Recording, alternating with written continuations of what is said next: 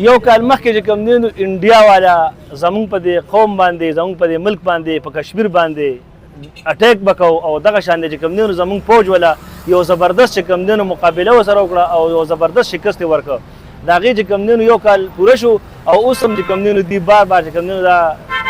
دغه کوي اخوا دېخوا کوي نو د دې به چې کوم دی نو یو زبردست انشاءالله تعالی چې کوم دی موږ جوابده یو او زمونږ د فوج چې کوم دی نو یو مشر یو شیر دی یو زمری دی او موږ ټول قوم ورسره ولاړ یو شانه به شانه ورسره ولاړ یو او چې څنګه چې کوم دی مخکې هم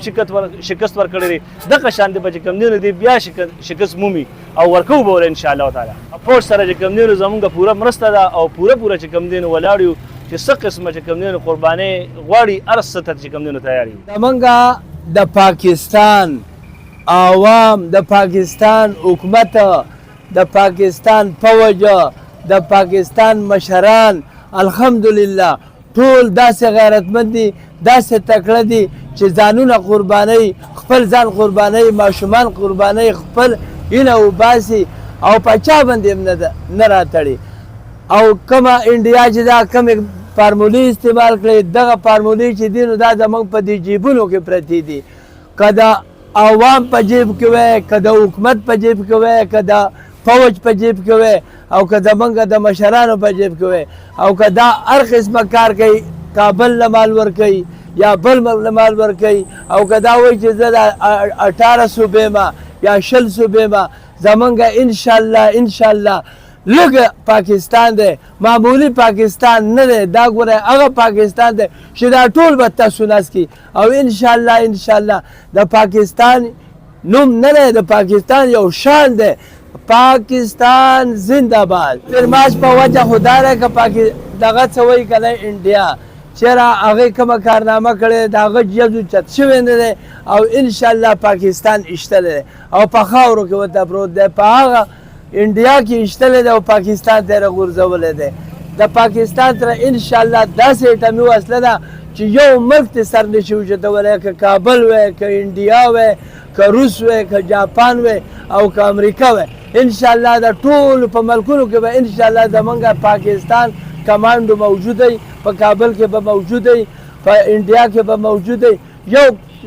یو باچایي نشته چې زمونږ د پاکستان کمانډو به پکې دی. د مارکه حق یو کال پوره شو انشاءالله که د دې نه بعد د انډیا معمولي او غوږ ورپاو نو انشاءالله چې پوزه به ترې وارتو. والسلام. زه دا وایم چې انډیا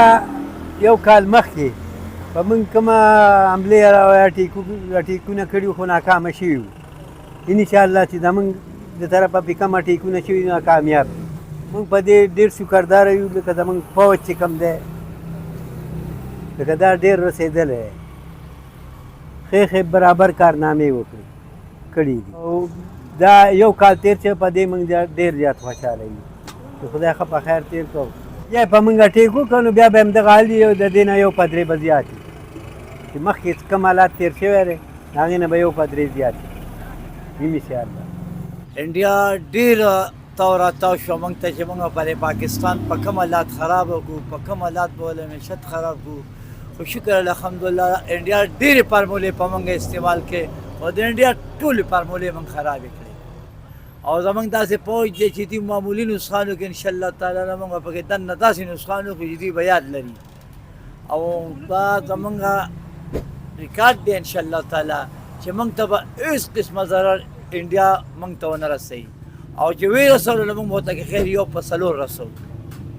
یو کال مخکې له خیره یو 2 راپیل هم ترې راغورځولي او که نور راوړی نو نور هم ترې لسولو له خیره. دا خو لا وري چې کوم قسم جذر دوی راځي موږ به د خدای په فضل راړته وښکته او دوی به همدغه شانتې شرمېدلي دي. نن داسې خوشحاله یو او موږ د لا وسه ګډ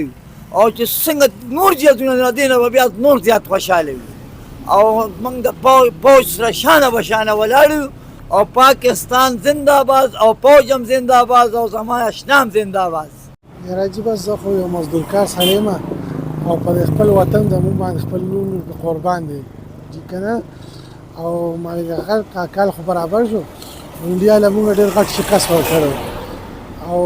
بیا به مو ورکوو دې ځل خو به د هغې نه بدتر خالي و د دې نه غیر شو چې موږ سره څه چل کړی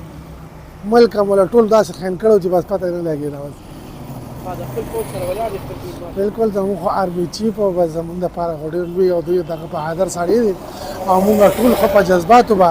ډېر بد به کړي چې آرمي چیف سره څوک نه ودرېږي جی بالکل پاکستان زنده‌باد آرمي چیف اسد منیر زنده‌باد